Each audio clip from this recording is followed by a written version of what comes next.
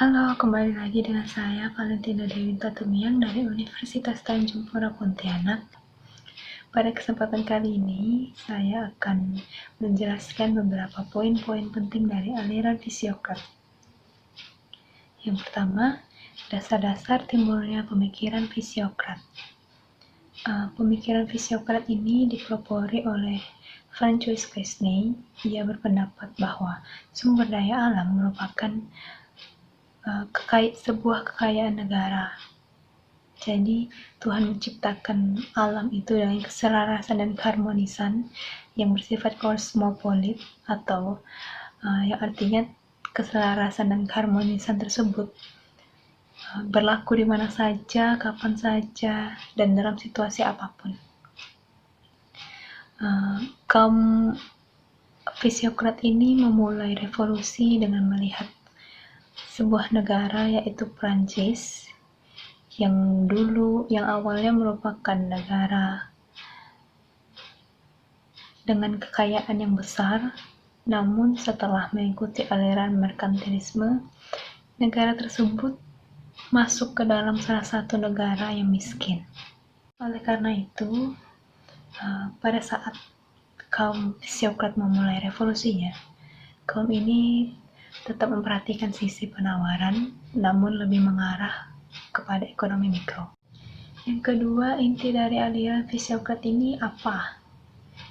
Nah, inti dari aliran Fisiokrat ini, aliran ini menekankan pada sektor pertanian, sehingga sektor tersebut lebih menghasilkan surplus yang besar bagi suatu negara.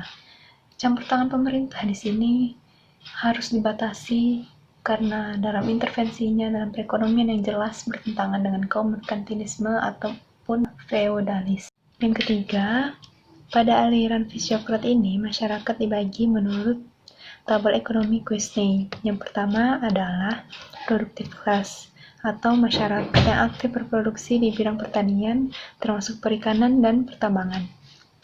Yang kedua adalah sterile class, yaitu kaum non-produktif seperti saudagar di bidang niaga dan industri, para profesional, para buruh, dan tenaga kerja penerima gaji. Yang ketiga adalah proprietary class atau tuan tanah. Golongan produktif, proprietary, dan steril, khusus saudagar, disebut sebagai golongan mandiri dan memiliki peran aktif dalam perekonomian karena mereka memiliki dan menguasai modal.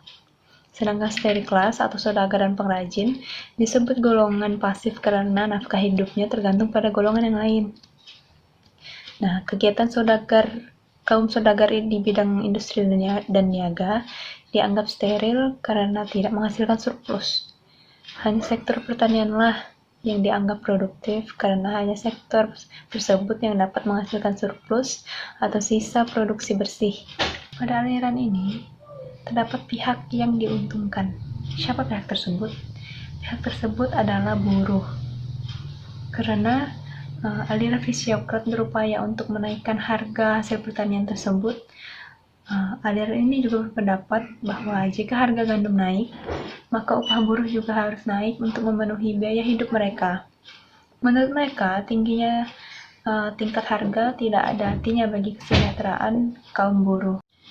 Lalu konsep-konsep apa saja yang lahir dari aliran Fisiokrat ini? Yang pertama, konsep sistem perekonomian suatu negara seperti kehidupan biologi tubuh manusia. Kenapa? Karena satu bagian dengan bagian yang lain membentuk suatu kesatuan yang harmonis. Begitu juga proses dan gejala kehidupan ekonomi. Jika dilihat dalam hubungan antara bagian yang satu dengan yang lainnya, dapat membentuk suatu keseluruhan yang harmonis. Yang kedua adalah teori nilai dan harga yang terbagi menjadi 3, yaitu harga dasar barang-barang, harga penjualan, dan harga yang harus dibayar oleh konsumen. Teori uang dalam pemikiran ekonomi kaum Fisiokrat adalah sebagai tabir uang atau money is fiat, dan perlunya pengenaan pajak untuk kepentingan ekonomi. Yang ketiga adalah konsep teori uang sebagai tabir dan teori fluktuasi. Teori uang sebagai tabir yang mempersulit pengamatan fenomena ekonomi.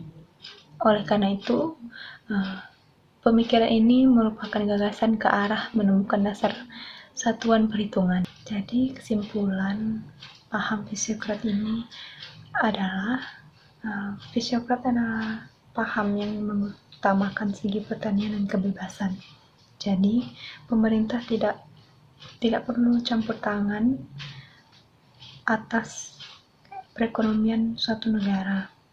Paham Fisiokrat juga berpendapat bahwa sumber dari kekayaan adalah alam, dan alamlah yang menentukan kehidupan manusia. Alam itu identik dengan tanah.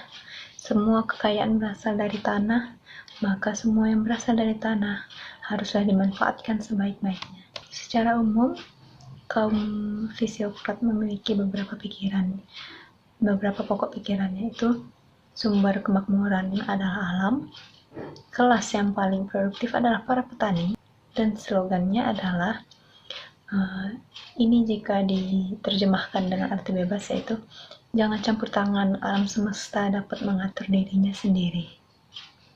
Sekian penjelasan dari saya mengenai aliran Fisiokrat ini. Kiranya penjelasan ini dapat dimengerti, dan kiranya penjelasan ini dapat bermanfaat bagi kalian semua yang sudah menonton video ini.